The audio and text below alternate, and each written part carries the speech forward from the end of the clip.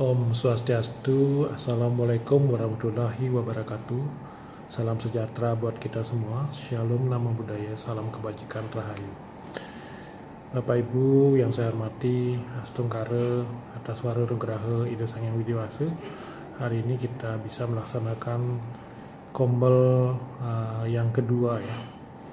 Bersyukur hari ini bisa kita lanjutkan dan terus dikembangkan ke depannya sebagai media untuk sharing praktik baik dari siapapun warga SMK 3 Denpasar yang mempunyai karya untuk bisa dibagikan. Bapak Ibu, hari ini mungkin akan ada dua sebagai pendamping Bapak Ibu, yaitu Ibu Gusti Ayu dan Ibu Puspa Dewi. Selamat kepada ibu-ibu berdua, dan nanti saya harapkan ibu-ibu atau bapak-bapak yang lain juga bisa sharing pengetahuannya di kombel ini.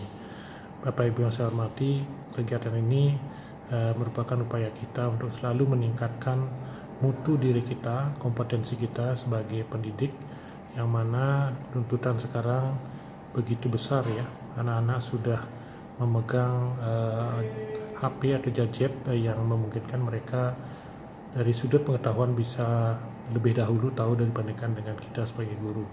Untuk itu kita harus bisa mengimbangi kecepatan yang dimiliki oleh siswa kita, sehingga kita sebagai fasilitator wajib untuk mengetahui lebih banyak di bidang kita, khususnya di bidang kita kepada anak-anak kita.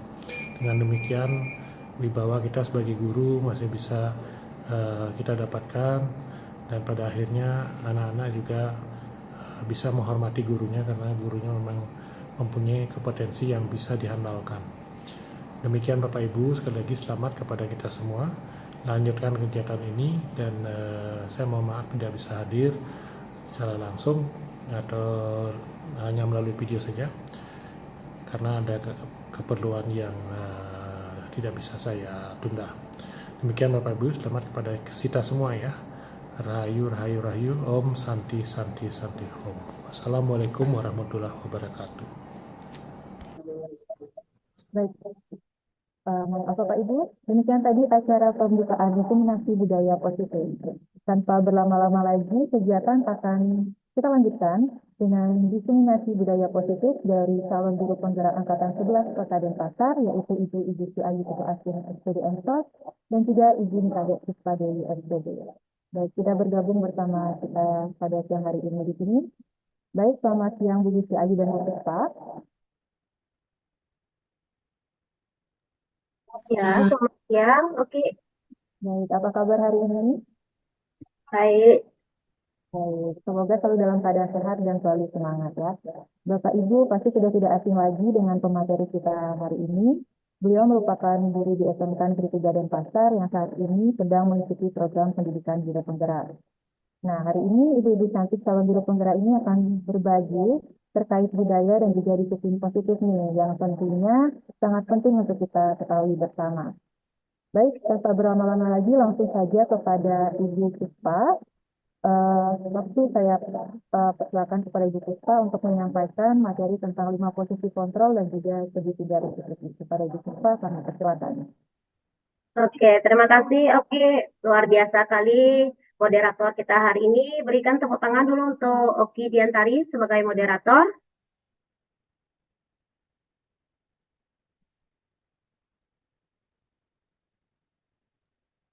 Ya, mungkin bisa next gininya, materinya.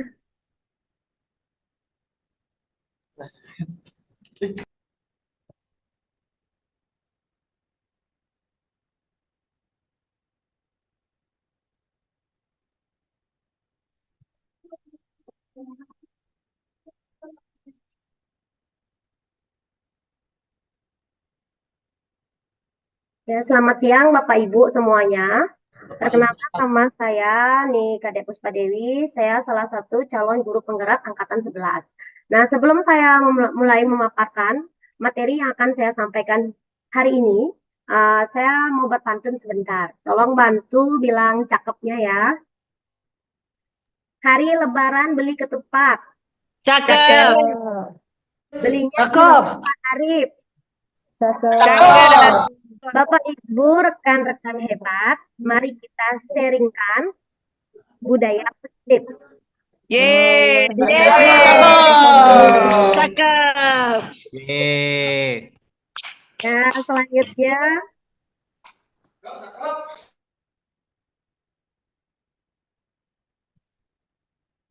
ya, ini sedikit ada ice breaking ya dari saya. Sebentar aja ya ice breakingnya. Kita sebentar healing kita ke IKN.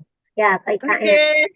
Nah, aturan mainnya. Yang pertama, kita guru akan diajak healing ke IKN dengan syarat.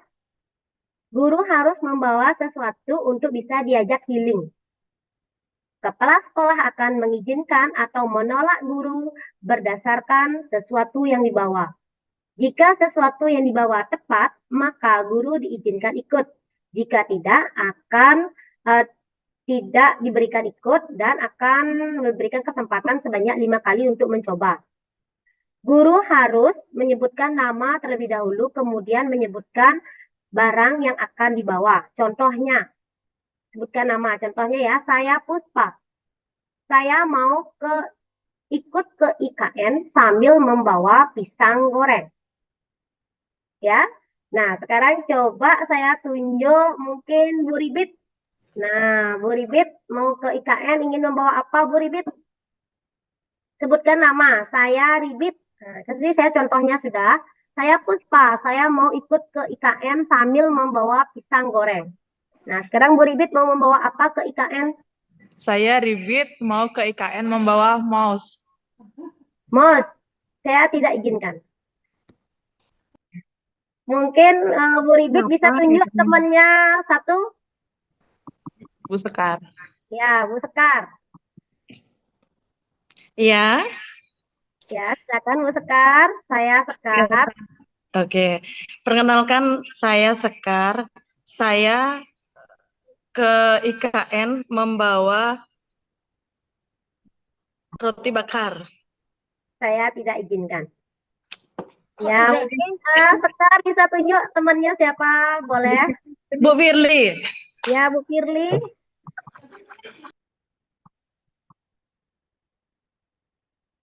Bu Firly.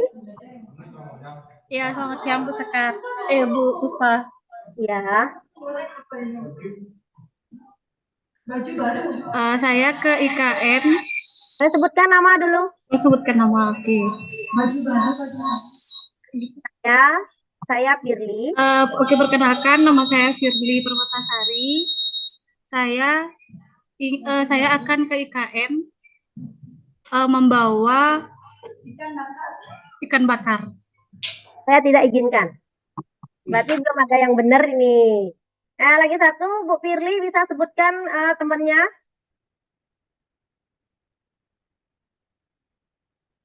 Pak Wibi mungkin? Pak Wibi. Ya, saya.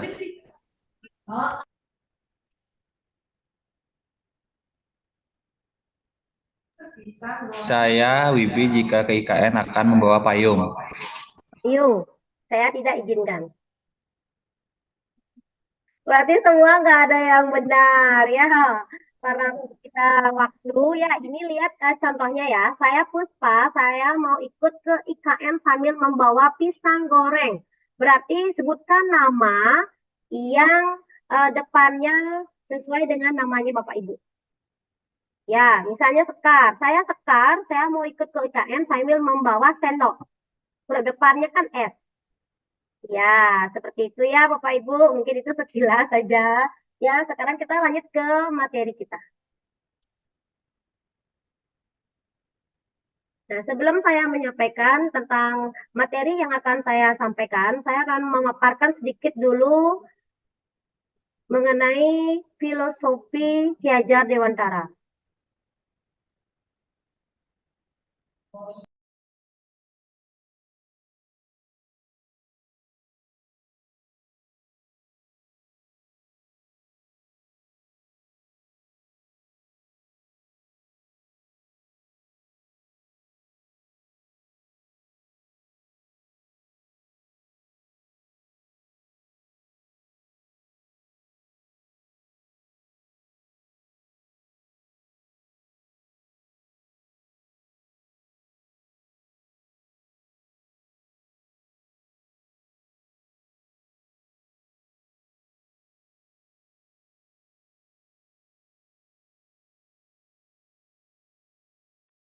Filosofi Ki Hajar Dewantara. Maaf tadi ya, ada gangguan sedikit. Seorang pendidik haruslah menjadi contoh atau teladan bagi anak didiknya sesuai dengan filosofi Ki Hajar Dewantara, yaitu pendidikan yang bertujuan untuk menuntun segala kodrat yang ada pada anak, mengikuti kodrat alam dan kodrat zaman. Agar dapat memberi pendidikan yang menuntun, maka seseorang pendidik harus memahami dengan sepenuh hati dimensi-dimensi yang terdapat pada profil pelajar Pancasila. Jenis-jenis materi atau materi yang akan kami sampaikan pada siang hari ini, yang pertama 5 posisi kontrol, yang kedua segitiga restitusi, yang ketiga kebutuhan dasar manusia, yang keempat keyakinan kelas.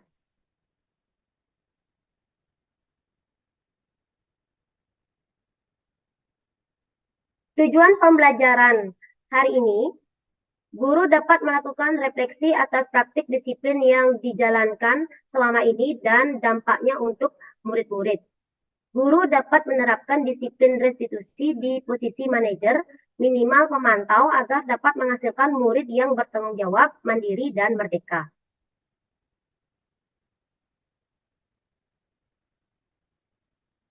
Yang pertama adalah materi yang pertama tentang 5 posisi kontrol.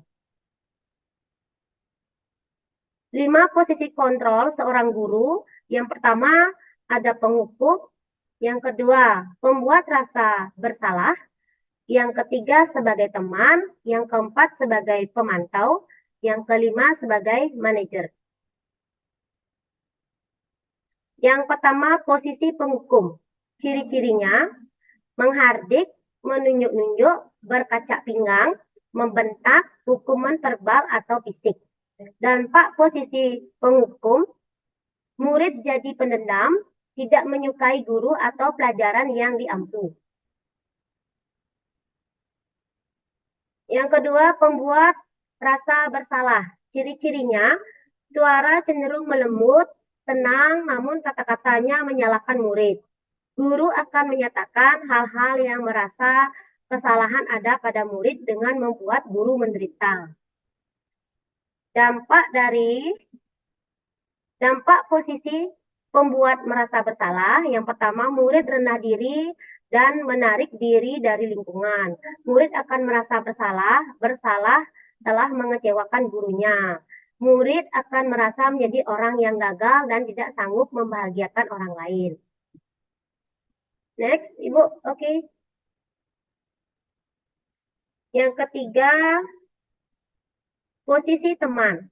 Ciri-cirinya, guru pada posisi ini tidak akan menyakiti murid, namun akan tetap berupaya mengontrol murid melalui persuasi. Posisi teman pada guru bisa negatif ataupun positif. Positif di sini berupa hubungan baik yang terjalin antara guru dan murid. Guru di posisi teman menggunakan hubungan baik dan humor untuk mempengaruhi seseorang. Dampak posisi teman, dampak positifnya, murid akan merasa senang dan akrab dengan guru. Dampak negatifnya, murid tidak mandiri dan menjadi tergantungan pada guru tersebut. Tidak bisa berpikir sendiri bila ada masalah. Dia merasa bisa mengandalkan guru tersebut untuk membantunya. Murid bisa berperilaku baik, tapi hanya kepada orang-orang tertentu saja.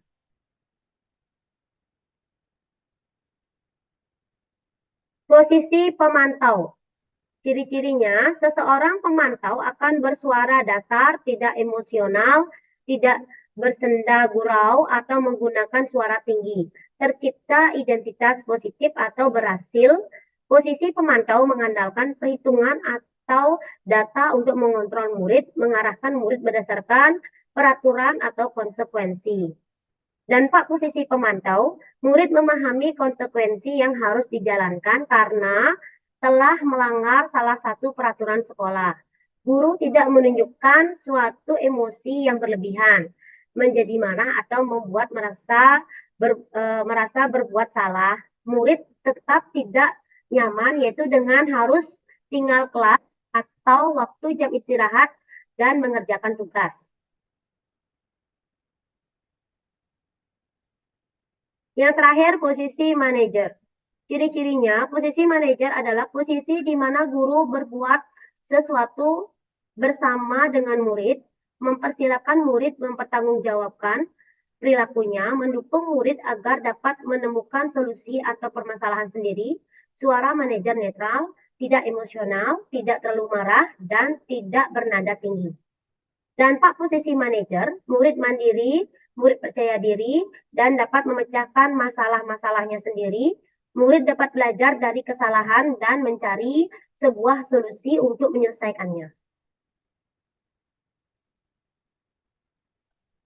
Nah, setelah 5 posisi kontrol yang saya paparkan tadi, mungkin satu orang bisa raise hand, posisi kontrol mana yang paling ideal antara kelimanya, dan posisi kontrol mana yang Bapak Ibu sudah terapkan. Ya, mungkin satu orang aja.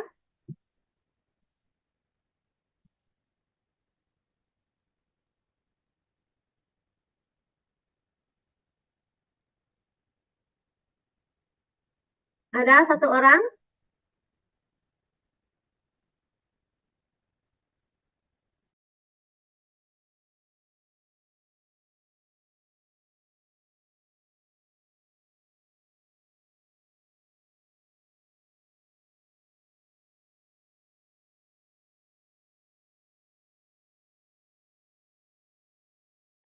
Mungkin satu orang raise hand.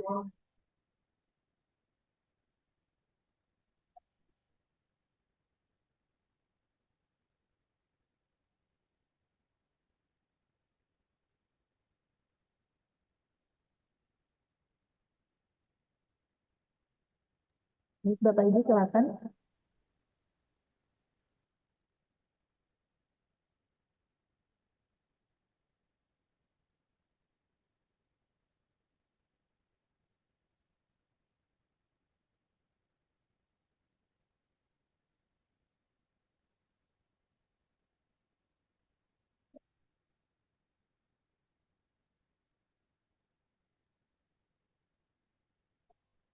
Mungkin siapa bisa? Pak Rayana?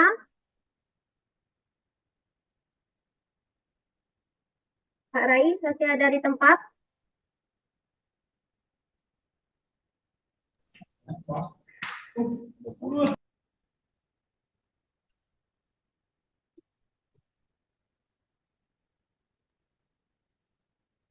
Baik, Pak Rai, mungkin silakan Pak Rai.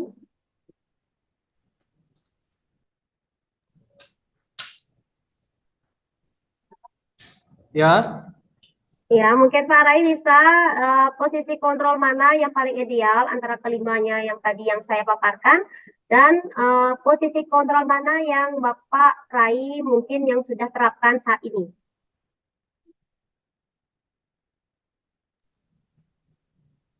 slide-nya bisa ke yang tadi nggak?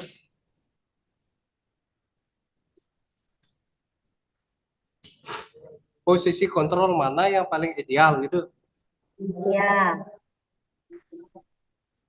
antara posisi kontrol tersebut yang mana paling ideal dan yang mana mungkin yang sudah Pak Rai terapkan selama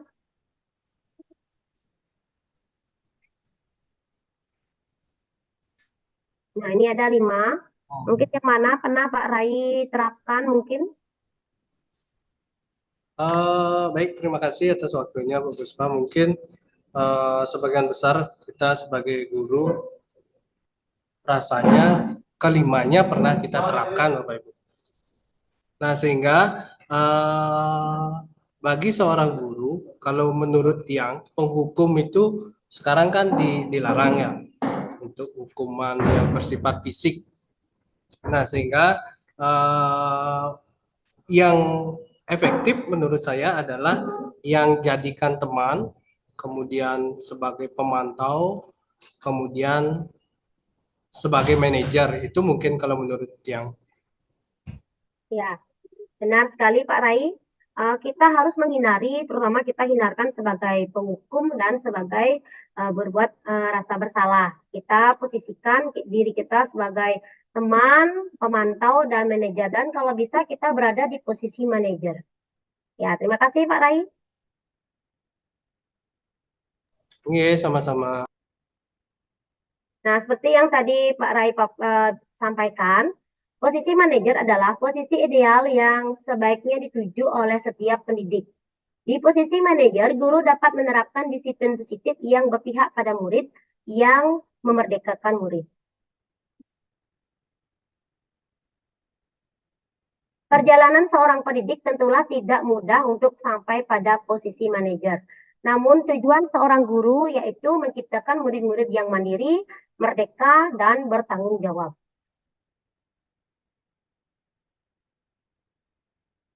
Semoga penggambaran 5 posisi kontrol yang telah diperlihatkan ini dapat menjadi ajang reflektif bagi kita semua agar dapat terus mengasah dan menerapkan disiplin positif yang memerdekakan murid. Ya, materi kedua saya akan sampaikan mengenai penerapan segitiga restitusi. Tujuan pembelajaran ini, yang pertama, guru dapat menjelaskan restitusi sebagai salah satu cara menanamkan disiplin positif pada murid sebagai bagian dari budaya positif di sekolah. Dapat menerapkan restitusi dalam membimbing murid berdisiplin positif agar menjadi murid merdeka. Pengertian restitusi. Restitusi adalah proses menciptakan kondisi bagi murid untuk memperbaiki kesalahan mereka sehingga mereka bisa kembali pada kelompok mereka sesuai dengan karakter. Restitusi merupakan proses kolaboratif yang mengajarkan murid untuk mencari solusi untuk masalah mereka dan membantu murid berpikir tentang orang seperti apa mereka inginkan dan bagaimana mereka harus memperlakukan orang lain.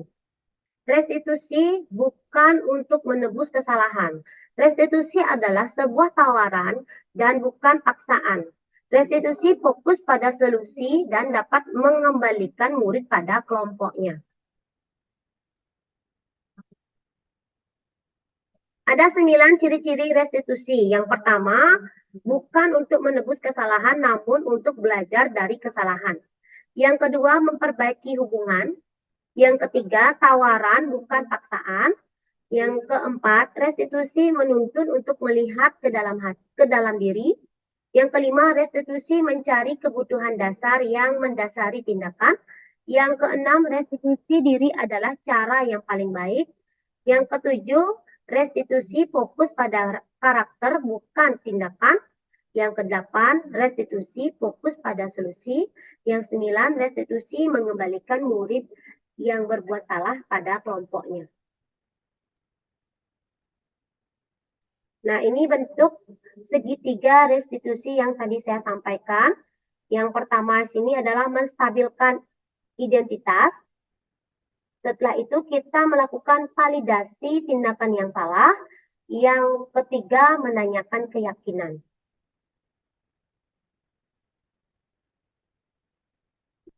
Yang pertama itu menstabilkan identitas. Bagian dasar dari segitiga bertujuan untuk mengubah identitas anak dari yang gagal karena melakukan kesalahan menjadi orang yang sukses. Nah, misalkan ini berbuat salah itu tidak apa-apa. Nah, ini kalimat-kalimat yang menstabilkan identitas ya. Berbuat salah itu tidak apa-apa. Tidak ada manusia yang sempurna. Saya juga pernah melakukan kesalahan seperti itu. Nah, ini bahasa-bahasa atau kalimat yang kita gunakan pada penerapan segitiga restitusi. Selanjutnya, yang kedua kita akan melakukan validasi tindakan yang salah. Setiap tindakan kita dilakukan dengan suatu tujuan, yaitu memenuhi kebutuhan. Kalau kita memahami kebutuhan dasar, apa yang mendasari sebuah tindakan, kita akan bisa menemukan cara-cara paling efektif untuk memenuhi kebutuhan tersebut. Misalnya, kalimat-kalimat yang kita gunakan dalam validasi tindakan yang salah adalah, padahal kamu bisa melakukan yang lebih buruk dari ini ya. Kamu pasti punya alasan mengapa melakukan hal itu. Kamu patut bangga pada dirimu sendiri karena kamu telah melindungi sesuatu yang penting buatmu. Nah, itu seperti ini kata-kata yang kita gunakan pada saat validasi tindakan yang salah. Selanjutnya, yang ketiga, menanyakan keyakinan. Teori kontrol menyatakan bahwa kita pada dasarnya termotivasi secara internal. Ketika identitas sukses telah tercapai langkah 1 dan langkah 2, maka anak akan siap untuk dihubungkan dengan nilai-nilai yang dia percaya dan berpindah menjadi orang yang dia inginkan. Pertanyaannya atau kalimat yang akan kita tanyakan adalah, apa yang kita percaya sebagai kelas atau keluarga? Apa nilai-nilai umum yang kita telah sepakati, nah dan sebagainya.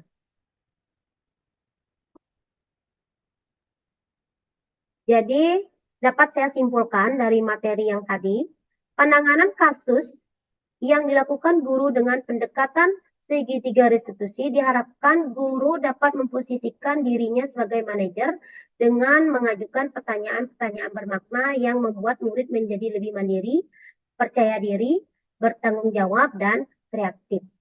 Nah, demikian yang dapat saya sampaikan materi pada siang hari ini. Saya kembalikan kepada moderator. Kepada moderator, dipersilakan. Baik, wow, luar biasa sekali ya penyampaian materi dari Bu Puspa terkait dengan 5 posisi kontrol sebagai seorang guru dan juga penerapan segitiga restitusi. Baik, untuk selanjutnya yaitu akan disampaikan oleh Ibu Gusti Ayu, yaitu terkait disiplin, 5 kebutuhan dasar manusia dan juga keyakinan kelas.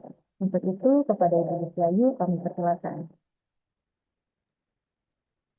Baik, terima kasih Bu Oki. Baik, selamat siang Bapak Ibu. Saya akan melanjutkan materi dari apa yang disampaikan oleh Bu Puspa Dewi tadi. Jadi tadi sudah dibahas tentang 5 posisi kontrol guru. Kemudian yang kedua itu adalah segitiga restitusi. Jadi mungkin Bapak Ibu setelah mendengar pemaparan dari Bu Puspa Dewi tadi, mungkin Bapak Ibu bisa merefleksi diri pada saat ini kira-kira posisi kontrol mana kita selama ini. Nah, jadi saya mempelajari dengan 5 posisi kontrol, merasa tercambuk gitu. Selama ini saya menjadi guru itu dari segi pemantau atau teman. Ternyata di sana ada dampak yang negatif. Bagaimana kita diharapkan sebagai guru sekarang menjadi di posisi manajer. Tentunya di saat siswa mengalami permasalahan atau melakukan kesalahan, kita sebaiknya menggali terlebih dahulu, melakukan dialog sehingga kita bisa memberikan solusi untuk mengarah ke lebih baik lagi. Nah, untuk itu mari bersama-sama Bapak Ibu kita perbaiki lagi untuk perubahan yang lebih baik. Baik, untuk selanjutnya, jadi untuk disiplin tentunya budaya positif salah satu yang kita sering dengar adalah disiplin. Apa tujuan dari disiplin itu sendiri? Nah, mungkin dari Bapak Ki Hajar Dewantara menyatakan bahwa untuk mencapai kemerdekaan dalam konteks pendidikan, kita menciptakan murid yang merdeka. Salah satu syaratnya yang paling utama itu adalah disiplin tentunya, disiplin yang kuat. Nah, disiplin yang dimaksud di sini itu disiplin yang muncul dari diri. Terkadang ada disiplin yang muncul dari eksternal, dari dorongan luar.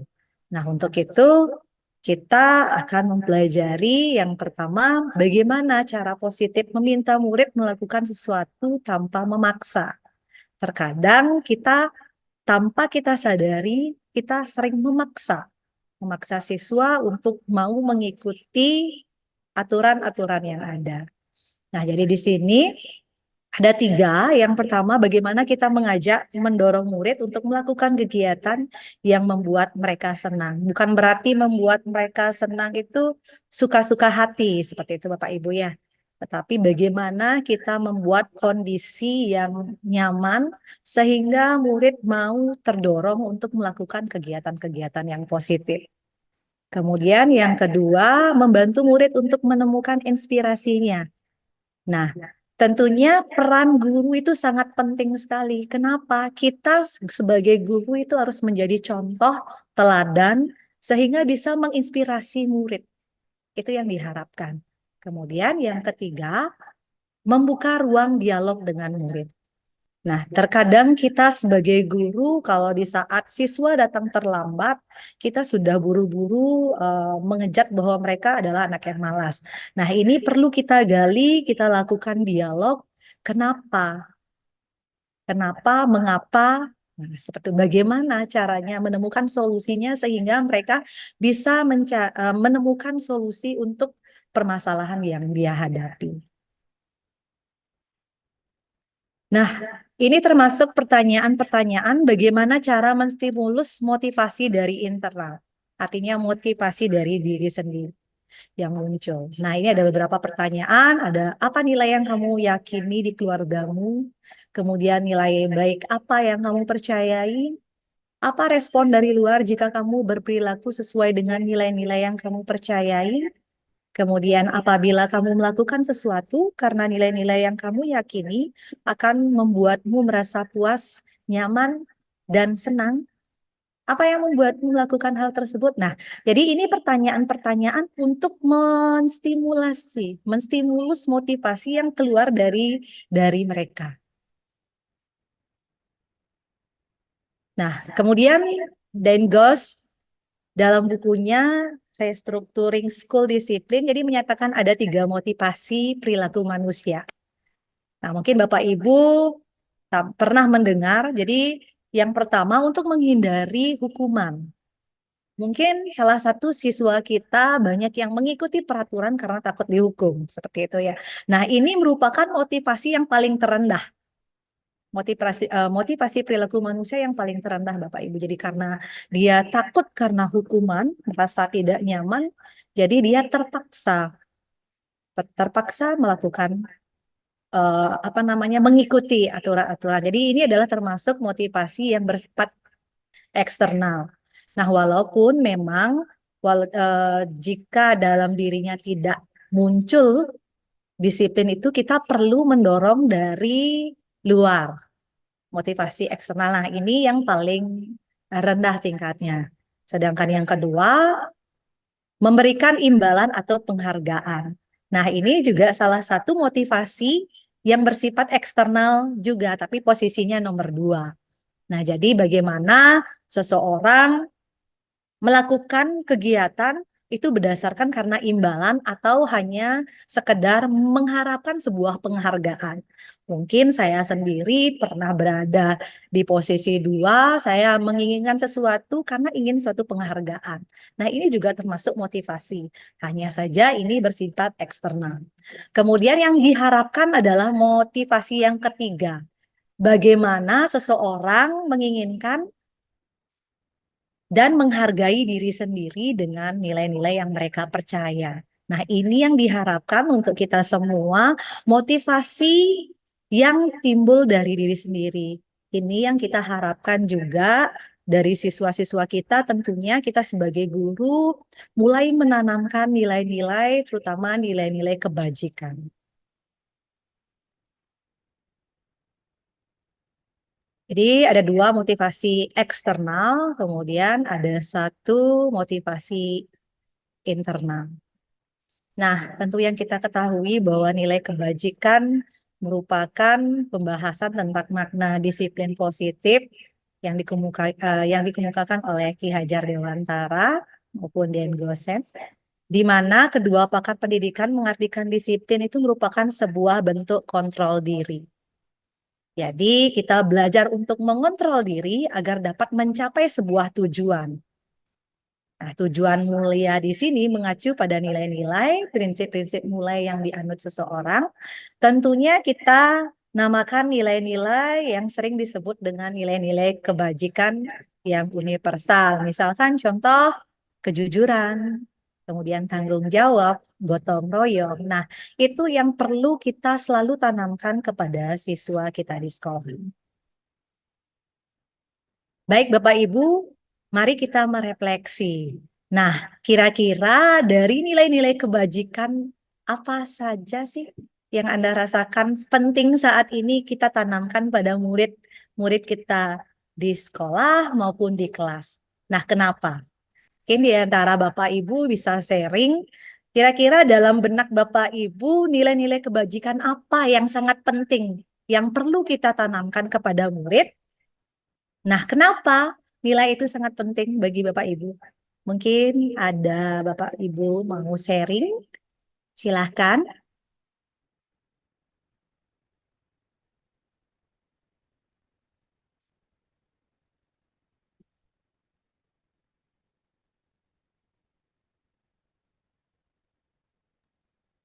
Bapak Ibu yang ingin sharing, silakan nilai-nilai kebajikan apa yang Anda rasakan penting saat ini untuk ditanamkan pada murid-murid di kelas atau di sekolah dan mengapa? Iya, benar. Jadi jangan takut salah ya Bapak Ibu. Jadi mungkin Bapak Ibu punya pendapat kira-kira nilai kebajikan apa yang akan ditanamkan pada murid di sekolah atau sudah berproses menanamkan nilai-nilai kebajikan yang ditanamkan kepada murid-murid. Silakan raise hand Bapak Ibu. Kita di sini berbagi. Saya di sini tidak menggurui, hanya saja berbagi apa yang saya pelajari, apa yang saya dapat hari ini saya berbagi bersama Bapak Ibu. Saya yakin Bapak Ibu jauh lebih memahami materi-materi ini. Nah, disinilah kita berdiskusi, sharing. Dari sharing Bapak Ibu, saya tentunya akan selalu banyak belajar. Ada Bapak Ibu? Apakah tidak ada tombol raise hand sehingga tidak terlihat?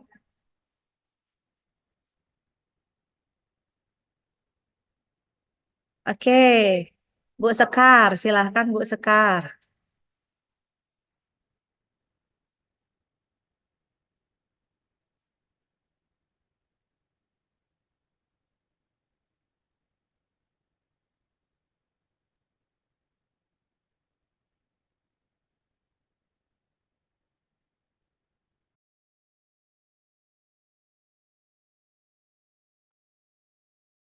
Baik, Bu Ustaz, kami persilakan.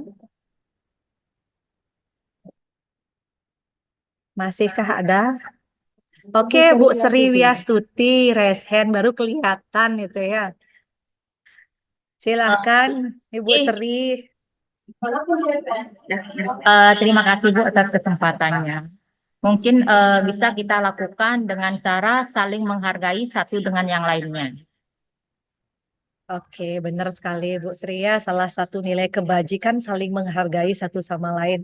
Jadi ini perlu kita tanamkan dari awal. Ini udah sering kita lakukan malahan bagaimana saling menghargai berbeda agama, berbeda suku seperti itu ya Bu Sri ya.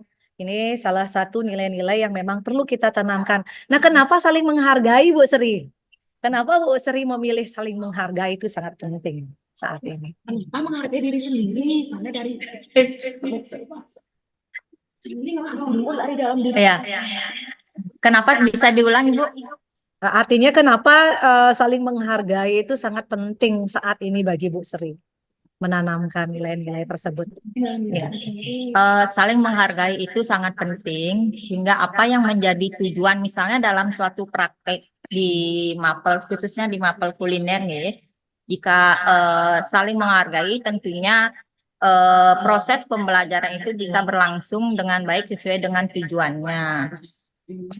Salah satu contohnya adalah menghargai hasil karya yang dihasilkan oleh siswa-siswi tanpa harus menjatuhkan atau memberikan asumsi-asumsi yang negatif kepada siswa.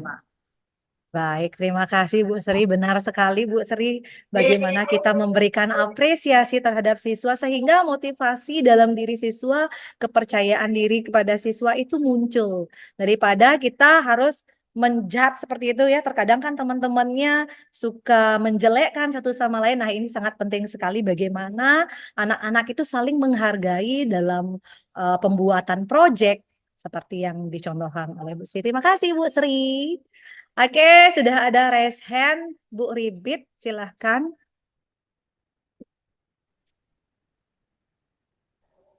Baik, terima kasih atas waktu dan kesempatannya. Izinkan saya untuk menjawab pertanyaan yang disampaikan oleh Bu Gusti. Nilai-nilai kebajikan apa yang Anda rasakan penting saat ini untuk ditanamkan pada murid-murid Anda di kelas atau sekolah Anda mengajar? Baik, menurut saya nilai-nilai yang tentu tidak terlepas dengan profil pelajar Pancasila itu sendiri. Tetapi yang paling utama menurut saya adalah kedisiplinan siswa itu perlu ditingkatkan. Karena kedisiplinan ini akan berdampak tidak hanya di sekolah saja, tapi bagaimana dia menjadi seorang anggota masyarakat itu juga memiliki peran penting dan juga dalam dunia kerja. Di sini juga disiplin itu tidak hanya berkaitan tentang bagaimana cara dia berpakaian, tapi di sini juga berkaitan dengan tata cara sikap mereka gitu. Dan saya punya beberapa pandangan bahwa saya pernah menjelaskan ini kepada siswa. Pertanyaan ya Bu ya, apakah siswa ketika dia menggunakan kalung atau menggunakan anting dan juga berpakaian tidak rapi itu akan mengganggu pembelajaran?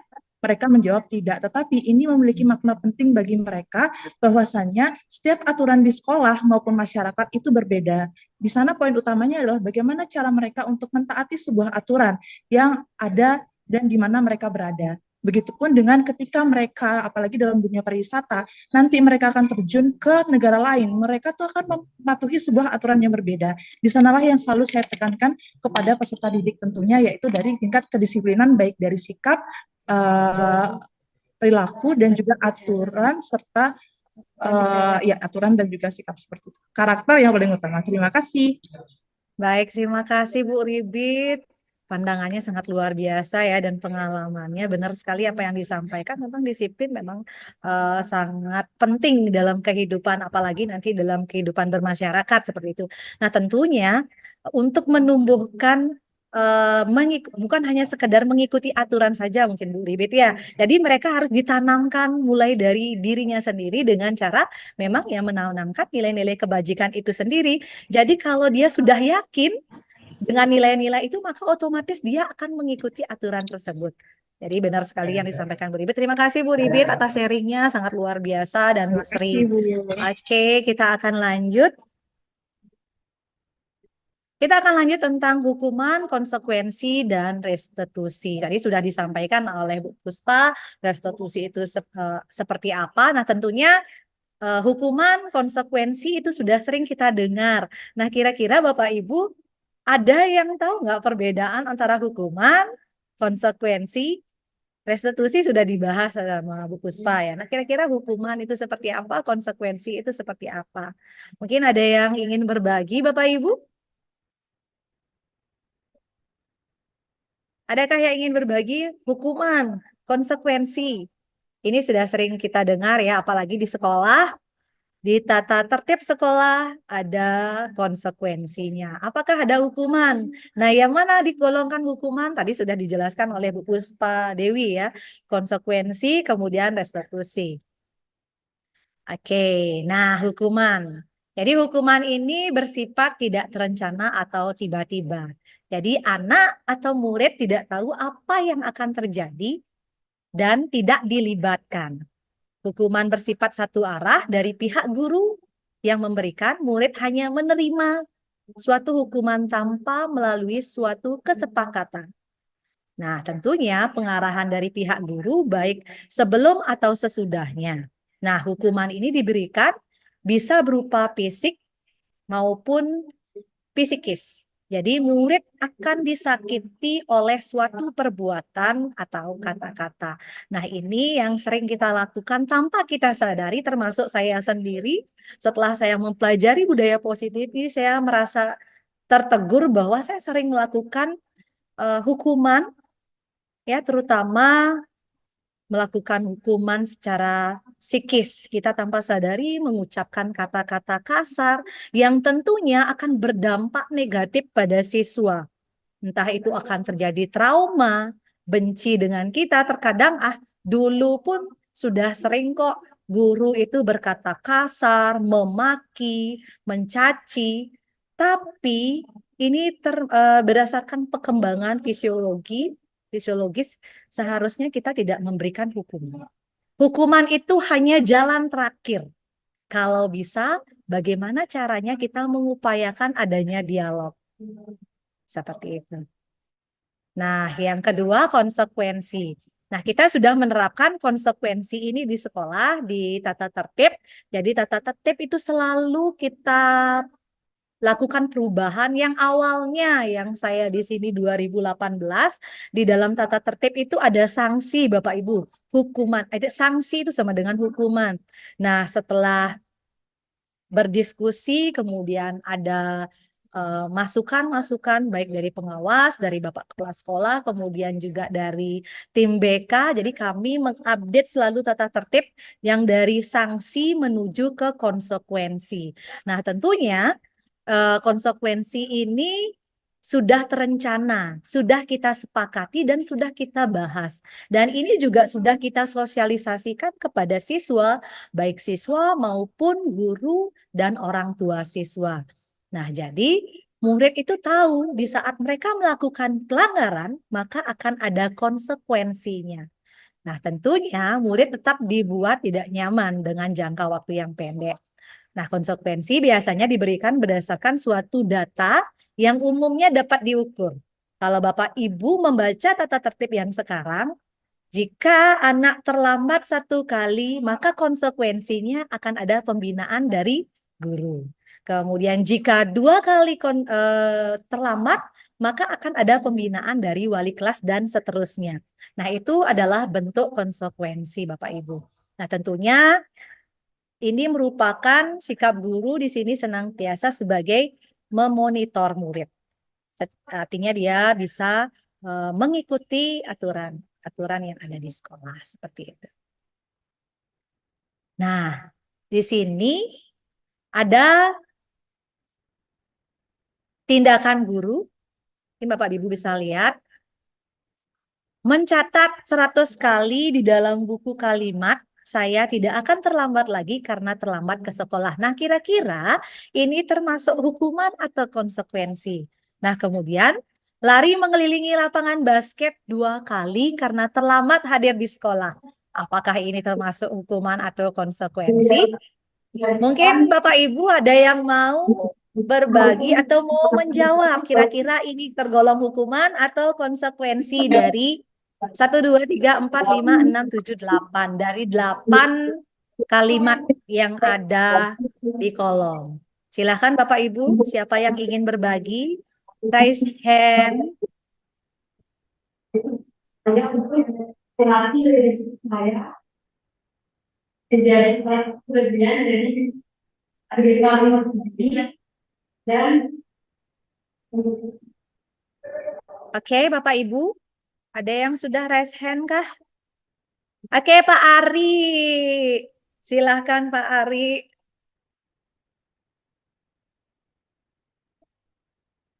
Masih di mute tuh Pak Ari. Silahkan dibuka dulu. Masih di mute. Dulu.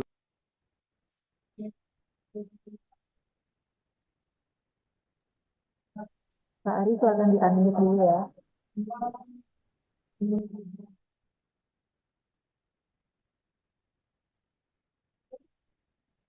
Masih bisu Pak Ari.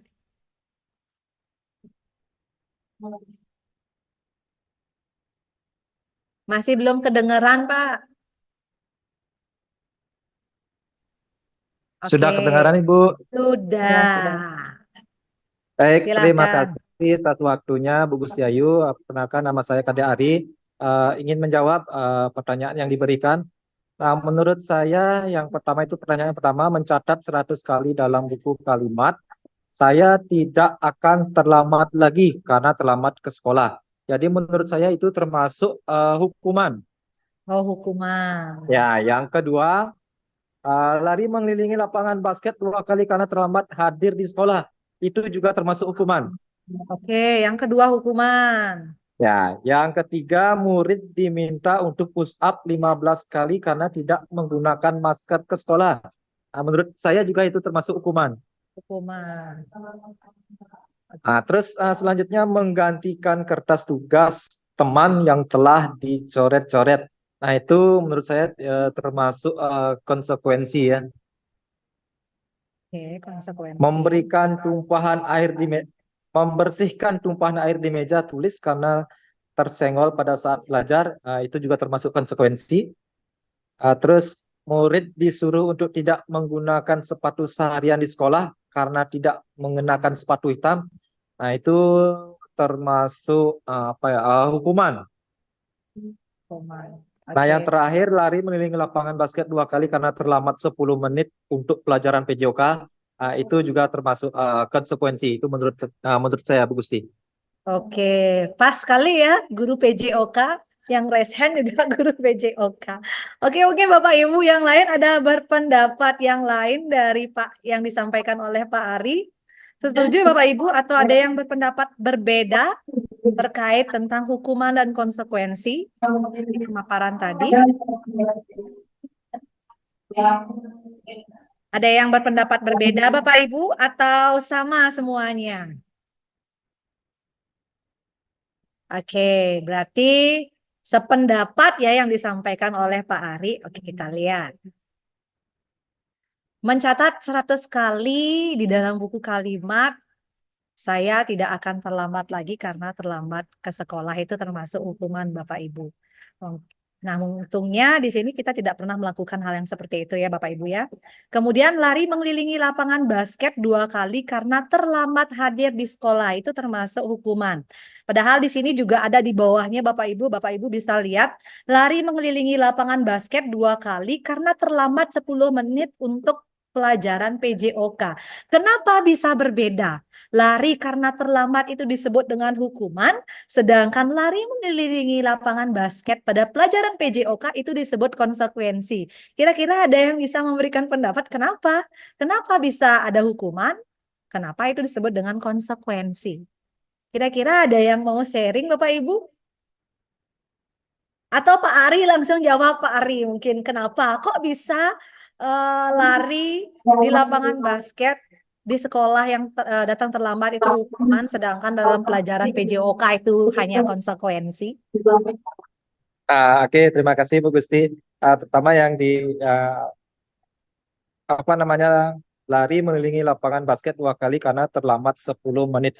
Jadi terlambat itu kan sudah termasuk kesepakatan. Jadi sudah ada aturan baku yang seperti kesepakatan kelas dan sebagainya, tata tertib. Jadi menurut yang itu juga karena itu sudah disosialisasikan, sudah ada aturan. Jadi menurut yang itu sudah menjadi konsekuensi. Jadi bukan termasuk kehukuman karena itu merupakan kesepakatan kelas ataupun kesepakatan sekolah dan ataupun tata tertib ataupun aturan sekolah yang sudah berlaku di sekolah tersebut, begitu Bu Gusti. Oke, terima kasih Pak Ari, luar biasa sekali ya.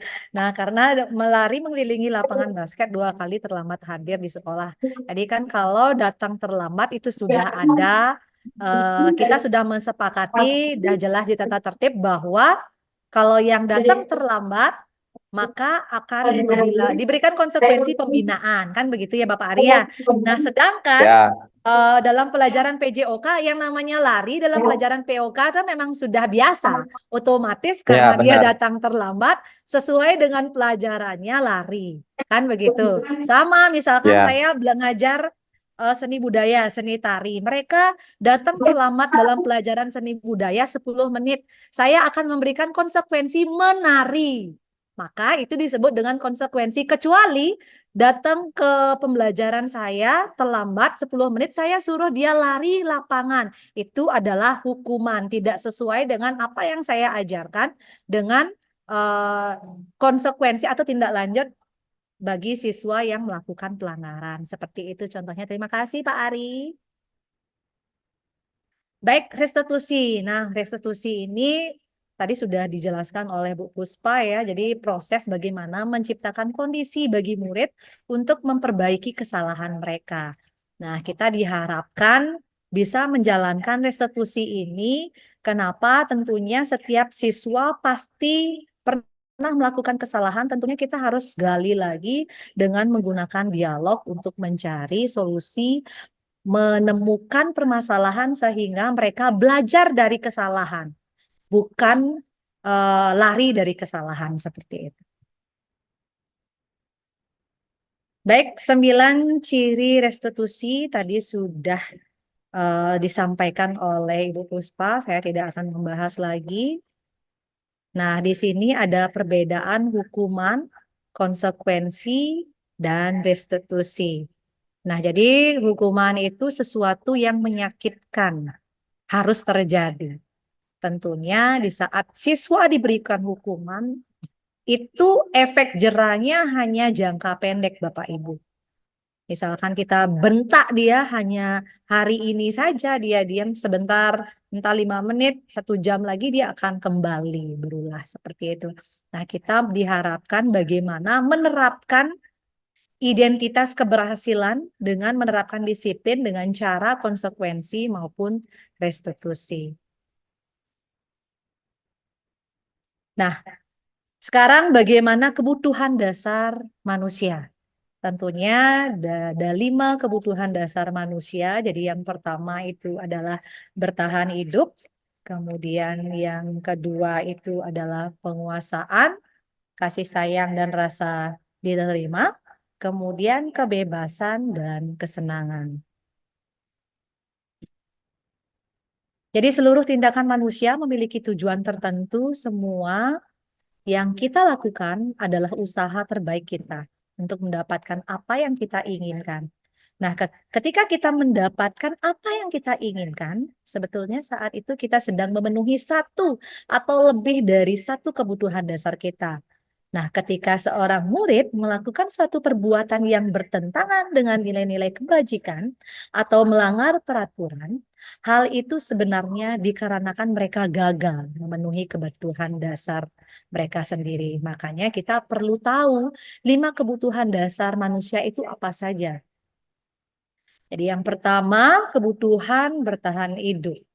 Jadi di sini sifatnya fisiologis. Untuk bertahan hidup, misalkan tentang kesehatan, rumah, makanan. Tadi kebutuhan biologis sebagai bagian dari proses reproduksi termasuk kebutuhan untuk tetap bertahan hidup.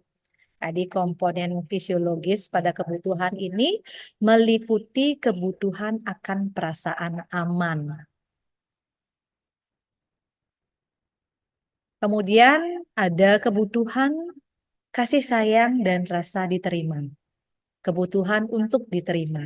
Setiap manusia pasti memiliki ingin dikasih sayang, ingin berikan cinta, ingin diterima, entah itu di lingkungan keluarga, di lingkungan masyarakat.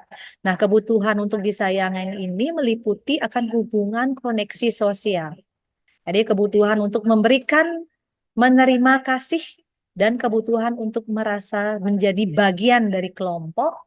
Nah, kebutuhan ini juga meliputi keinginan untuk tetap terhubung dengan orang lain seperti teman, keluarga, pasangan hidup, dan lain-lain.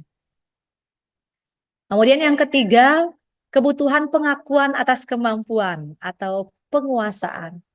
Nah, kebutuhan ini meliputi keinginan untuk dianggap berharga, bisa membuat perbedaan, bisa mencapai sesuatu, baik itu kompetensi, ingin diakui, ingin dihormati. Nah, tentunya keinginan untuk meninggalkan pengaruh. Mungkin ingin jadi sebagai pemimpin, memimpin teman. Nah, ini salah satu bentuk dari kebutuhan pengakuan atas kemampuannya.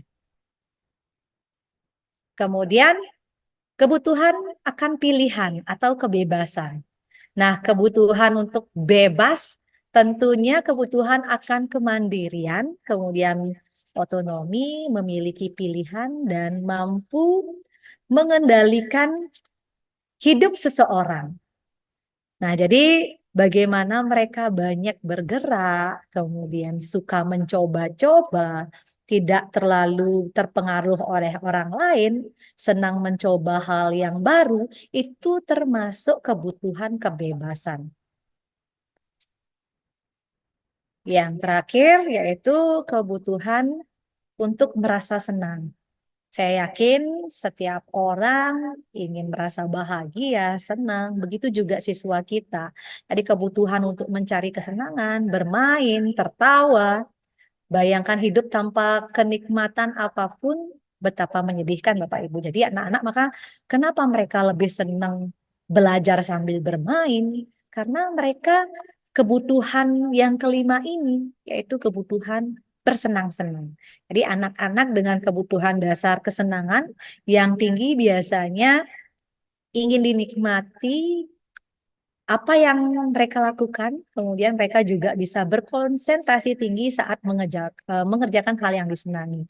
Makanya kita kalau dalam pembelajaran sering kita lakukan ice breaking, kemudian game sehingga meningkatkan motivasi belajar mereka. Baik, setelah kita mengenal kebutuhan dasar manusia, tentunya kita akan menuju keyakinan kelas. Nah, ini mungkin Bapak Ibu sudah melakukan keyakinan kelas pada saat awal pembelajaran. Nah, di sini saya akan berbagi tentang materi dari keyakinan kelas. Nah, mengapa keyakinan kelas? Mengapa tidak peraturan kelas saja? Nah, tadi kan banyak sudah disampaikan oleh Pak Ari, kita di sekolah tentunya ada aturan, Ribit juga sudah menyampaikan tadi, anak-anak perlu belajar dengan aturan-aturan yang aja karena dari sekolah mereka belajar tentunya nanti bisa mengikuti aturan-aturan yang ada di masyarakat. Nah, kenapa kita harus menerapkan keyakinan kelas? Kenapa tidak peraturan kelas? Kira-kira ada yang bisa sharing atau mau berpendapat Bapak Ibu terkait keyakinan kelas dan atau peraturan kelas? Ada yang mau raise hand lagi?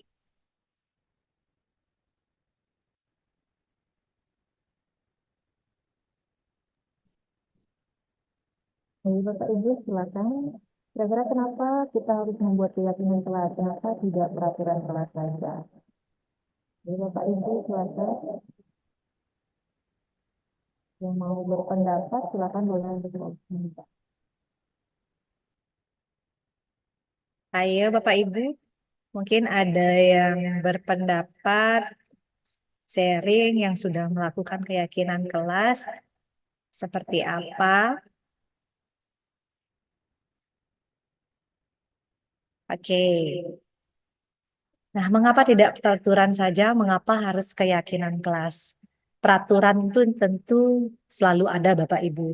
Tetapi bagaimana caranya kita menumbuhkan keyakinan, terutama keyakinan kelas. Contoh seperti pertanyaan seperti ini. Mengapa kita memiliki peraturan harus menggunakan helm bila mengendarai kendaraan roda 2? Kira-kira jawaban yang pertama itu apa? Pasti tentang keselamatan. Ya, betul. Kenapa peraturan menggunakan helm pada saat berkendaraan roda 2? Kita sudah memiliki keyakinan bahwa di saat kita berkendara menggunakan sepeda motor harus menggunakan helm karena kita sudah yakin dengan menggunakan helm maka keselamatan kita sendiri bisa terjaga. Seperti itu. Itu sudah muncul dari diri sehingga kita otomatis mengikuti aturan tersebut. Nah, yang kedua, mengapa kita memiliki peraturan 3M? Menggunakan masker, mencuci tangan, dan menjaga jarak 1,5 meter. Nah, ini pada saat COVID tentunya banyak sekali yang sudah terpapar virus. Kita meyakini bahwa pada saat menggunakan masker, kita rajin cuci tangan dan menjaga jarak, maka kesehatan kita akan terjaga. Nah, dari aturan tentunya kita harus meyakini sehingga kita otomatis dalam diri mengikuti aturan yang ada. Kemudian yang ketiga, mengapa kita memiliki peraturan harus datang tepat waktu pada saat mengikuti pelatihan. Nah, tentunya ini disiplin, tanggung jawab, kembali ke sana Bapak Ibu. Jadi kita tentunya harus meyakini. Nah, kalau aturan itu ada konsekuensinya, sedangkan keyakinan itu adalah kesepakatan yang kita sudah sepakati oleh siswa dan menerapkan nilai-nilai keyakinan yang akan bisa muncul dari diri siswa itu sendiri. Nah, nilai-nilai keselamatan, kesehatan ini yang kita sebut sebagai suatu keyakinan Bapak Ibu. Nilai-nilai kebajikan universal yang disepakati secara tersirat maupun tersurat, lepas dari latar belakang suku, negara, bahasa maupun agama. Nah, tentunya tadi sudah disampaikan juga oleh Bu Sri menanamkan nilai-nilai kebajikan seperti bagaimana saling menghargai, kemudian tolong menolong, kejujuran, tanggung jawab, integritas, mandiri. Nah, itu termasuk nilai-nilai kebajikan yang tentunya kita harus tanamkan dalam diri murid kita. Nah, di sini peraturan. Perbedaan antara peraturan yang mana keyakinan kelas. Jadi kalau peraturan selalu kembalikan buku di tempatnya. Nah, itu adalah peraturan Bapak Ibu. Tentunya anak-anak harus meyakini itu merupakan sebuah tanggung jawab. Nah, ini yang disebut dengan nilai-nilai kebajikan. Di saat mereka sudah yakin akan tanggung jawabnya, maka mereka tidak akan lagi diberitahu bahwa buku itu harus selalu di tempatnya. Kemudian membuang sampah pada tempat sampah yang disediakan. Tentunya juga itu merupakan tanggung jawab juga. Atau termasuk kebersihan, kesehatan. Nah, ini yang perlu kita tanamkan kepada siswa kita. Dilarang mengganggu orang lain. Nah, itu peraturan. Dilarang mengganggu orang lain. Dilarang merokok di ruangan ini. Itu berubah peraturan. Tetapi kalau keyakinan, menghormati orang lain. Di saat kita menghormati orang lain, kita tidak akan mengganggu satu sama lain. Nah, seperti dilarang melakukan kekerasan. Nah, ini sudah keyakinannya apa? Keselamatan, menghormati orang lain juga termasuk. Kemudian dilarang menggunakan narkoba. Nah, tentunya keyakinan itulah bagi kesehatan. Kenapa siswa kita membawa rokok, membawa vape? Nah, kita bentuk keyakinan di kelasnya, Bapak Ibu, bahwa itu bagaimana mereka harus menjaga kesehatan mereka. Berarti harus mengikuti aturan. Jadi tidak membawa rokok, vape, dan sebagainya. Kemudian bergantian menunggu giliran. Nah, ini menghormati orang lain atau bersabar. Nah, inilah keyakinan kelas. Perbedaannya dengan peraturan. Jadi peraturan itu tentunya ada konsekuensinya, sedangkan keyakinan kelas itu berdasarkan kesepakatan antara guru dan murid. Nah, Pembentukan keyakinan kelas. Nah, ini adalah bagaimana sih pembentukan keyakinan kelas? Saya yakin Bapak Ibu sudah membentuk keyakinan kelas dalam setiap mata pembelajaran tentunya memiliki keyakinan kelas yang berbeda-beda.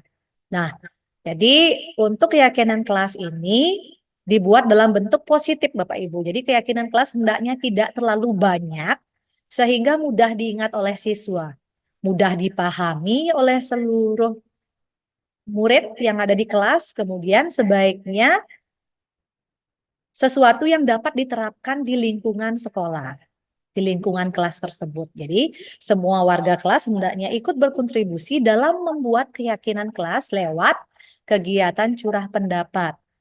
Dan keyakinan kelas ini harus ditinjau terus-menerus Bapak Ibu dari waktu ke waktu. Tentunya akan ada perubahan-perubahan.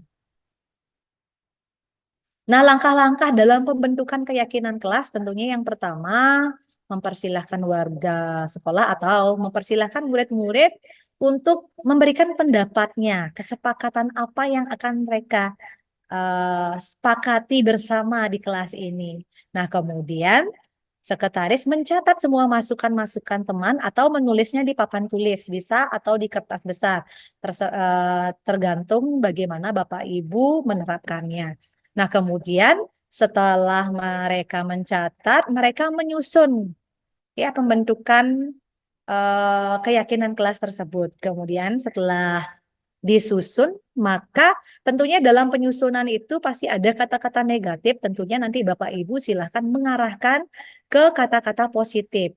Nah, setelah itu menyetujui keyakinan kelas. Ini bisa disetujui bersama, dibacakan kembali, kemudian ditandatangani oleh wakil maupun ketua kelas.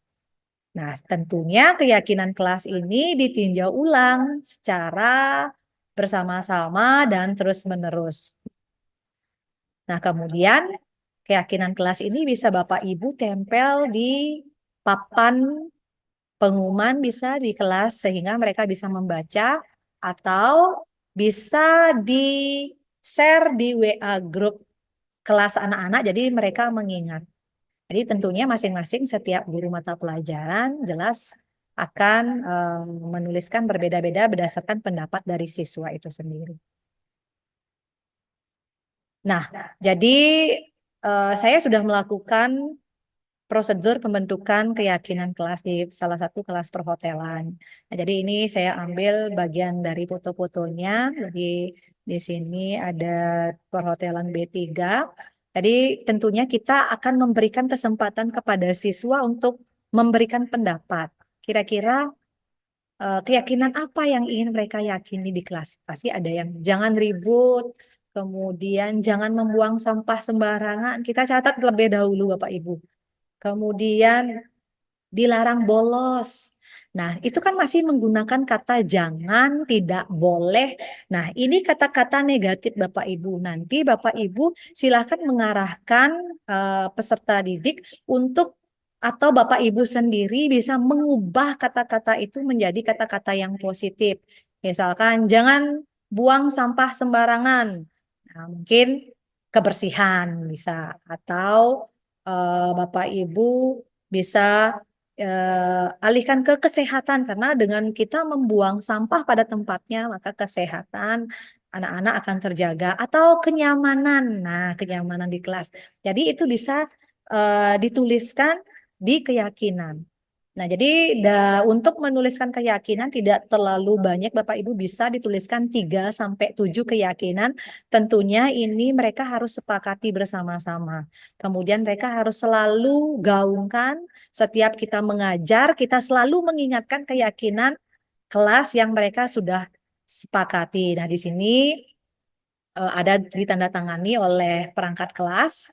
Kemudian mereka bacakan dan mereka tunjukkan kepada teman-temannya. Nah, mungkin di sini keyakinan kelas yang saya buat bersama anak-anak tidak ditempelkan di depan mungkin biar tidak terlalu banyak, tapi saya sarankan kepada anak-anak untuk mengetik melalui Canva. Nanti anak-anak bisa bisa menaruh di map bersama dengan piket, jadi bisa dilihat kembali pada saat saya mengajar, saya mengingatkan kembali keyakinan-keyakinan mereka yang sudah mereka sepakati. Nah, tentunya mungkin Bapak Ibu bisa menerapkan keyakinan kelas ini untuk di setiap pembelajaran. Ini sangat penting sekali bagi mereka bagaimana kita menanamkan nilai-nilai kebajikan sehingga itu akan tumbuh dari diri mereka. Oke, Bapak Ibu, ternyata sudah habis slide-nya ya Bapak Ibu. Mungkin sebelum kita tutup sesinya, ada yang mau sharing sudah melakukan keyakinan kelas atau sudah menerapkan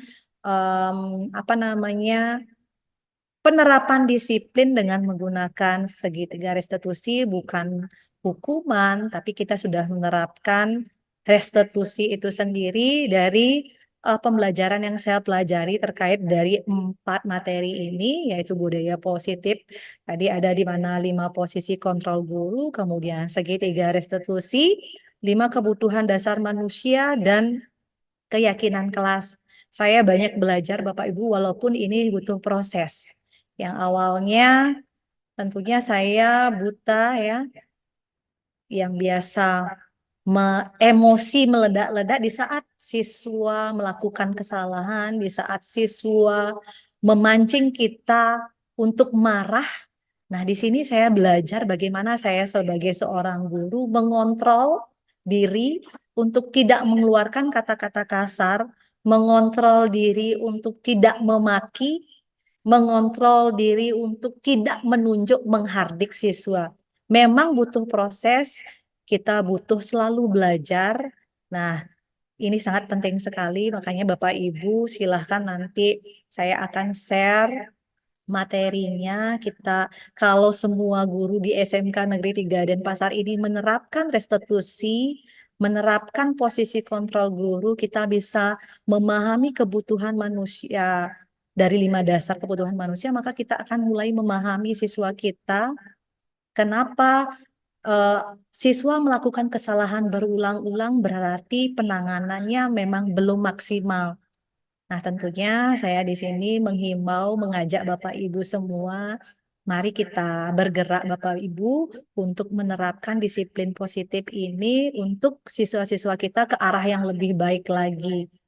Kita di sini merefleksi diri, saya tidak pernah menjudge siapa, jadi saya merefleksi diri saya sendiri bahwa selama ini saya menjadi guru masih banyak yang perlu saya pelajari tentang bagaimana menangani siswa. Di saat siswa melakukan kesalahan, bagaimana kita menerapkan segitiga restitusi saya lakukan, ternyata sangat luar biasa dampaknya selain bagi diri kita sendiri, Bapak Ibu, tetapi bagi anak. Kalau mungkin Bapak Ibu mengajar di 10 perhotelan B4, di sana ada perkumpulan anak-anak yang memang sengaja membuat guru marah, terkadang tingkah lakunya arogan, tetapi dengan pendekatan kemudian saya gunakan segitiga restitusi ini, walaupun hasilnya mungkin tidak seperti membalikkan telapak tangan Bapak Ibu, jadi kita butuh proses bertahap. Nah, tidak hanya satu orang, tetapi semua guru yang ada di SMK 3 melakukan hal tersebut. Saya yakin siswa SMK 3 Denpasar akan memiliki soft skill, kemudian memiliki budaya positif yang lebih baik lagi. Oke, itu saja dari saya. Mungkin Bapak Ibu yang lain mau memberikan sharingnya, bisa raise hand satu orang sebelum kita tutup kegiatan kita pada sore hari ini. Wah, banyak sekali ya Bapak Ibu ilmu yang sudah kita dapatkan hari ini dari kedua materi kita, yaitu Ibu Deslayu dan juga Ibu Puspa. Baik Bapak Ibu, selanjutnya apakah ada yang ingin sharing ini pengalaman Bapak Ibu terkait materi yang sudah dipaparkan hari ini? Baik, sudah ada yang raise hand di sini, Ibu Deji Sekarini, kami persilakan. Di HP-nya Ibu gimana raise ya? Oke, Bu Debbie sudah raise hand, bisa memberikan sharingnya. Baik, terima kasih. Banyak sekali hal-hal positif yang saya dapatkan terkait budaya positif, seperti 5 posisi kontrol, nilai-nilai kebajikan universal, terutama pada 5 posisi kontrol, seperti penghukum, pembuat orang merasa bersalah, kemudian teman, pemantau, dan manajer. Di mana dari kelima posisi kontrol ini, posisi manajer yang di mana murid mempertanggungjawabkan perilakunya, sehingga murid akan dapat menemukan solusi atas permasalahannya. Permasalahannya sendiri maksud saya.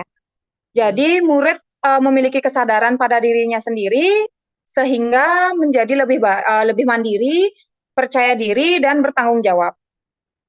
Baik, terima kasih atas perhatiannya. Terima kasih Bu Debbie, luar biasa. Jadi Bu Debbie mungkin merefleksi diri ya, kita sebaiknya memang ada di posisi manajer. Gitu ya Bapak Ibu, walaupun selama ini posisi teman, posisi pemantau itu sewaktu-waktu memang bagus, tetapi alangkah baiknya kita belajar bersama-sama, kita berada di posisi manajer, bagaimana siswa itu belajar dari kesalahannya. Terima kasih Bu Debbie. Ada lagi satu, Bu Yuni, silahkan Bu Yuni sudah raise hand, mungkin Bu Yuni bisa berbagi. Baik, terima kasih Bu Gusti sharingnya dengan Bu Puspa. Ini mungkin sangat bermanfaat sekali buat teman-teman, khususnya buat saya pribadi. Apa namanya? Untuk posisi yang ideal tuh memang manajer ya. Kita mudah-mudahan bisa segera menuju ke sana.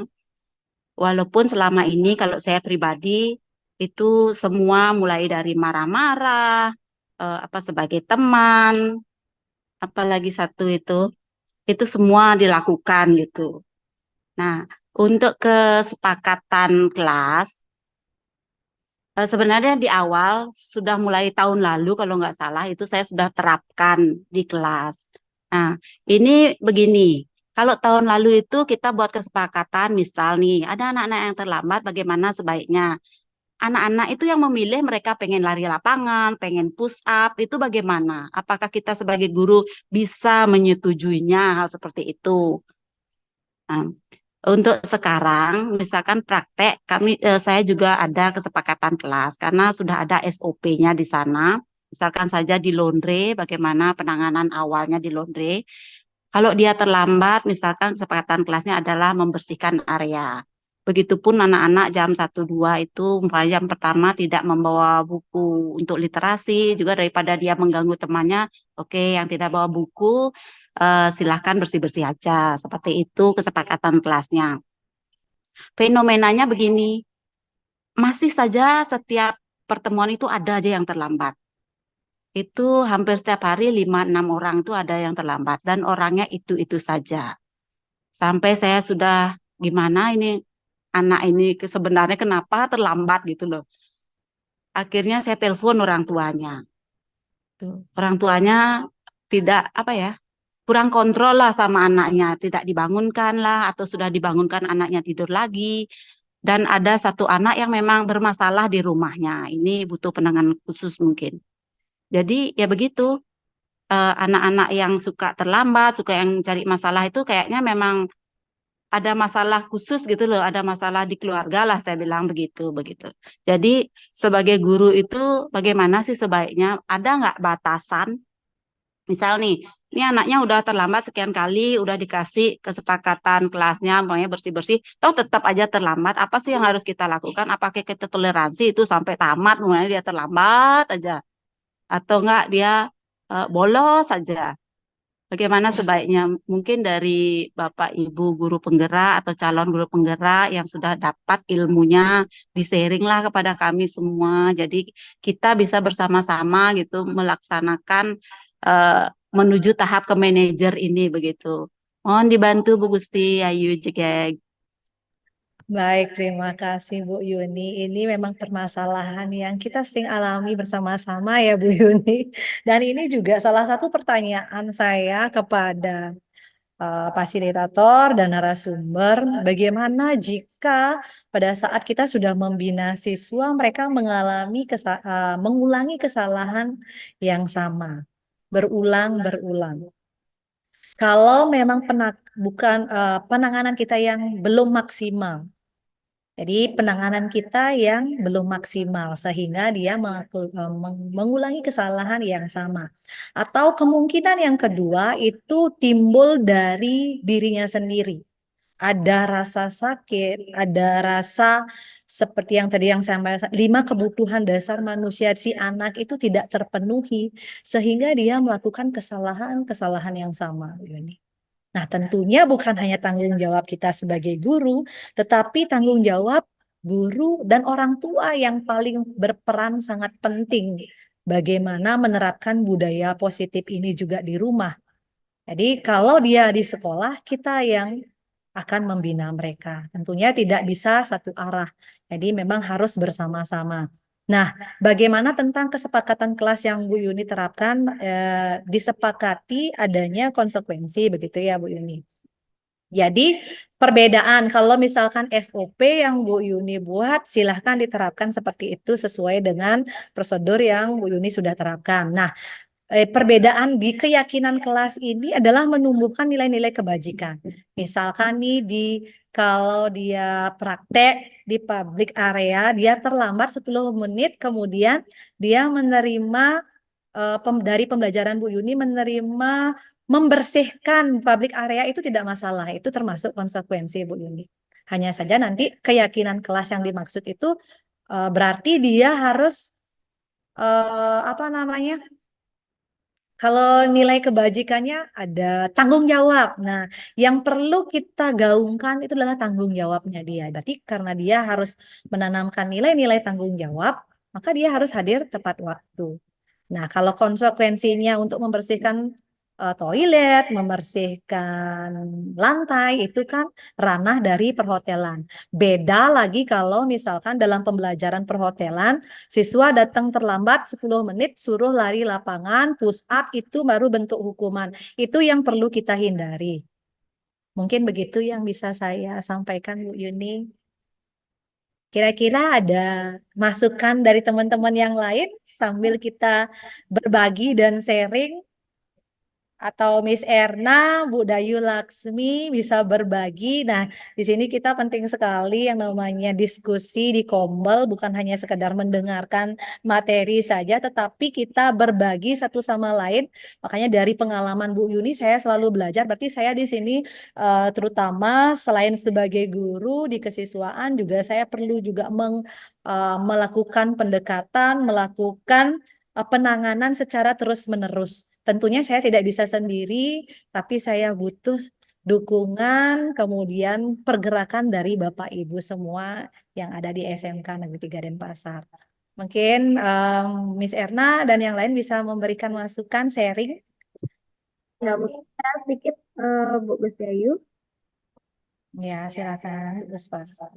Ya, mungkin dari Bu Yuni, masalahnya tadi siswanya Nika, mungkin kita bisa terapkan dengan restitusi ya, segitiga restitusi. Mungkin kita bisa terapkan, deketin siswa, kita melakukan validasi, setelah itu kita tanyakan bagaimana permasalahan dia sebenarnya, kenapa dia sering tidak membawa buku setiap mata pelajaran pada saat Bu Yuni mengajar. Mungkin juga kita perlu pendekatan ya seperti yang pernah saya lakukan. Kemarin ada di kelas kuliner, kelas 11 kuliner, B1 atau B3 nih, pernah seperti itu, dia tuh pakai tindek dan rok pendek. Nah, dia tuh melakukan juga berulang-ulang, dan saya tegur. Setelah saya selidiki, saya dekati siswa tersebut, saya ajak ke ruangan guru. Ternyata dia melakukan itu karena dia tuh butuh perhatian. Ya, butuh perhatian mungkin karena dia tuh tidak, orang tuanya yang pertama udah meninggal, bapaknya dari kecil dan ibunya nikah lagi. Ya, tinggal sekarang sama kakaknya. Mungkin dia tuh merasa kesal dan kecewa pada dirinya sendiri, makanya dia tuh melampiasnya dengan pakai tindek, kan cewek kan tidak wajar kan pakai anting lebih dari satu, terus dia pakai titik, rok ya pendek, datang terlambat dan sebagainya. Nah itu salah satu mungkin kita deketi dengan menggunakan segitiga restitusi mungkin karena saya sudah terapkan kemarin kepada siswa tersebut dan permasalahannya juga dan solusi yang untuk saya terapkan untuk saya lakukan untuk siswa tersebut bisa teratasi. Itu mungkin yang lain bisa ada penambahan mungkin dari Miss Erna selaku sudah pernah mendapatkan materi ini, Bu Dayu dan Bu Trisna mungkin itu Bu Yuni. Baik, terima kasih Bu Puspa. Segitiga restitusi ini salah satu bentuk bagaimana penanganan permasalahan siswa di luar kita menghukum maupun memberikan konsekuensi. Ini salah satu bentuk Bapak Ibu. Tentunya mungkin Bapak Ibu yang ada di BK, bimbingan konseling juga salah satu bagaimana upaya kita menggali, melakukan dialog sehingga kita bisa menemukan masalah anak-anak dan mereka belajar dari kesalahan yang mereka lakukan. Ya, benar yang disampaikan oleh Bu Puspa. Jadi di setiap siswa itu pasti ada sesuatu yang membuat mereka melakukan hal-hal yang negatif. Nah, ini yang perlu kita gali. Nah, menggalinya dengan cara apa? Dengan cara memberikan pertanyaan-pertanyaan, ya pertanyaan sehingga mengarah ke solusi. Seperti tadi sudah disampaikan, misalnya dia melakukan kesalahan, kita validasi kesalahannya apa. Jadi kita jangan pertama-tama sudah menjudge dia bahwa dia adalah anak yang malas, anak yang bodoh seperti itu. Tapi kita posisikan, oh ibu juga pernah merasakan seperti itu. Kemudian kira-kira dari kesalahan kamu hari ini, upaya apa yang akan kamu lakukan? Nah, berikan dia pertanyaan seperti itu. Jadi jangan kita, oh kamu harus seperti ini, oh kamu harus begini, jangan. Jadi kita berikan dia pertanyaan, apa yang harus kamu lakukan untuk memperbaiki dari kesalahan yang mereka perbuat. Nah itu penanganan menggunakan segitiga restitusi. Salah satunya, mungkin Bapak Ibu guru BK juga pasti banyak punya trik-trik dalam menangani kasus-kasus atau permasalahan-permasalahan siswa. Harusnya nanti di Kombel ini guru-guru BK juga bisa memberikan materi terkait penanganan siswa. Tentunya ini sangat kita perlukan bagi guru yang mengajar. Jadi kita tidak hanya sekedar bahwa guru itu hanya mengajar, Bapak Ibu. Jadi kalau masih ada yang punya pikiran bahwa guru hanya tugasnya mengajar, itu salah besar. Jadi tugas guru selain mengajar itu membina siswa, mengarahkan siswa, menuntun siswa, bagaimana dia menemukan potensi-potensi mereka di saat mereka melakukan kesalahan, kita menuntun mereka ke jalan yang seharusnya seperti itu. Ya, mungkin proses ini sangat berat Bapak Ibu, tetapi tidak salah. Kita mulai dari sekarang belajar. Saya juga masih belajar dan akan terus belajar. Baik, ini ada pertanyaan dari Pak Ilham Hidayat melalui Q&A. Saya mau tanya, bagaimana mengatasi siswa yang sering bolos sekolah? Suksema. Oke, bagaimana katanya mengatasi siswa yang sering bolos? Nah, kembali lagi nanti Pak Ilham, silakan Pak Ilham lakukan keyakinan kelas Pak Ilham di kelas mana Bapak mengajar. Tentunya Bapak juga harus membuat kesepakatan keyakinan kelas seperti apa. Silakan kembali kepada Bapak. Kemudian penanganannya. Nah, kenapa dia bolos? Nah, Bapak bisa melakukan pendekatan dengan menggunakan segitiga restitusi. Apakah dia tidak suka pelajarannya? Kenapa dia tidak bisa suka pelajarannya? Bisa digali, Bapak. Nah, tentunya dengan menggunakan teori dari segitiga restitusi. Dicoba dulu. Mungkin Bapak pahami seperti apa, bagaimana kita menggali melalui dialog tentunya. Kita sering berdialog hal-hal yang baik Kalau bisa, mungkin kalau yang bolos itu hanya 1-2 orang, panggil dia ke ruang guru, kita melakukan pendekatan, berbicara, kemudian menggali, sehingga bisa menemukan solusi. Seperti itu yang bisa saya terapkan. Mungkin Bapak Ibu yang lain atau Bu Puspa ada yang menambahkan pertanyaan dari Pak Ilham?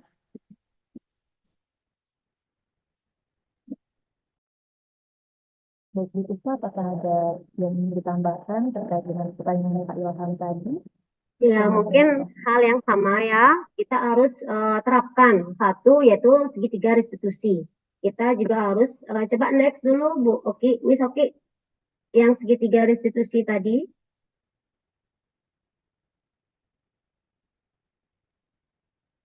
Nah, ini. Nah, kita harus menstabilkan identitas. Ya, kita panggil siswa tersebut. Mungkin nanti setelah Pak Ilham memanggil siswa tersebut, ya, tapi kita awalnya kita sama yang seperti disampaikan sama Bu Syayu tadi, kita membuat keyakinan kelas dulu. Setelah kita membuat keyakinan kelas, baru kita panggil siswa tersebut untuk menstabilkan identitas. Seperti pertanyaan-pertanyaan yang sudah saya sampaikan tadi. Yang kedua, kita akan melakukan validasi tindakan. Yang ketiga, baru kita menanyakan keyakinan. Biar dia tahu dan tenang dan bisa kembali lagi seperti awal dan kembali pada kelompoknya semula. Mungkin seperti itu. Baik, terima kasih Bu Puspa. Untuk selanjutnya, apakah ada yang ingin didiskusikan lagi Bapak Ibu? Sudah cukup? Mungkin sebelum ditutup, Bu Oki. Ya. Oke, sama. Ya, sebentar lagi kita akan tutup ya Bapak Ibu. Tentunya dengan pertemuan hari ini saya banyak belajar juga sharing dari teman-teman. Artinya kita pasti bisa Bapak Ibu. Mari mulai dari sekarang kita tergerak untuk melakukan perubahan yang baik, perubahan yang positif demi murid-murid di masa depan. Kita berharap semua murid-murid di masa depan memiliki karakter yang baik, budi pekerti yang baik, sehingga kita perlu menanamkan nilai-nilai kebajikan mulai dari sekarang. Tidak ada kata terlambat. Lebih baik kita mulai tergerak dibandingkan kita hanya diam melihat saja tapi tidak melakukan apa-apa. Selamat sore Bapak Ibu, salam guru hebat dan salam bahagia. Baik, terima kasih Bu Bukti. Pada intinya, setelah saya tangkap gitu ya, jadi untuk bagaimana caranya membuat disiplin atau budaya positif ini adalah pertama itu bergerak, kemudian komunikasi dan juga adanya pemahaman. Begitu ya Bu Bukti ya. Ya, jadi adanya komunikasi dan pemahaman itu antara satu sama lain itu sangat penting di antara siswa dan juga antara guru. Begitu ya. Baik, terima kasih Bu Gisyayu dan juga Bu Puspa atas pemaparan dan juga diskusi yang luar biasa sehingga kita bisa melakukan refleksi pada siang hari ini dan juga mendapatkan banyak bekal yang bisa kita aplikasikan dalam kegiatan pembelajaran di dalam ataupun di luar kelas nantinya. Misalnya seperti tadi memahami kebutuhan dasar manusia, kemudian menanamkan nilai-nilai kebajikan, dan juga dengan membuat kesepakatan ataupun keyakinan kelas. Baik, Bapak Ibu, sebelum kita akhiri kegiatan pada siang hari ini, izinkan kami untuk mengambil dokumentasi kegiatan. Nah, dimohonkan kepada Bapak Ibu untuk menyalakan kamera Zoom. Pada hitungan ketiga, admin akan memfoto layar yang ada pada saat ini. Untuk host, Pak Mul, apakah sudah siap? Siap ya Pak Mul ya? Baik. Pada hitungan 1, 2, 3. Baik, sebentar.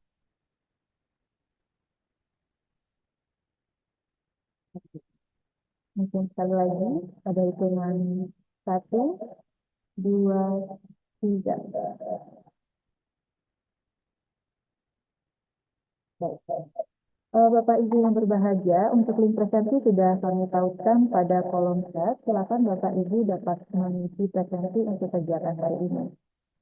Terima kasih banyak kepada pemateri yang sangat cantik ya pada siang hari ini, Bu Puspa dan juga Bu Syayu untuk sharing atau di diseminasi budaya positif. Semoga apapun yang sudah diberikan pada hari ini bisa kita gunakan nantinya pada saat eh, kegiatan pembelajaran di dalam ataupun di luar kelas. Baik.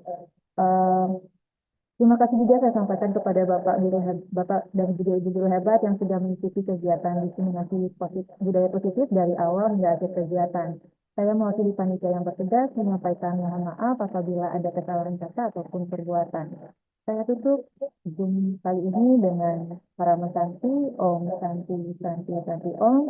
Waalaikumsalam warahmatullahi wabarakatuh. Salam namo buddhaya. Salam sejahtera rahayu.